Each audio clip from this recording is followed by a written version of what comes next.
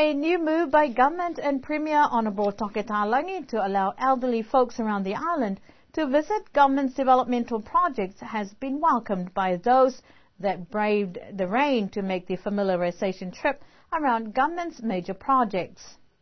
Premier Talangi said he was pleased with the initiative to allow such visits, as not only are the older folks around the island important to their families and communities, it is also important for government to give recognition due to those who have provided years of hard work to the development of Niue.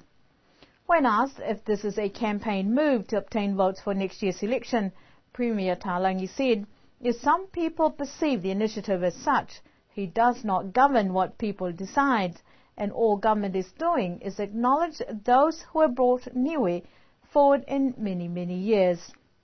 This morning, the southern side of the island were treated to the official visit. Next Thursday, the northern side will do the same.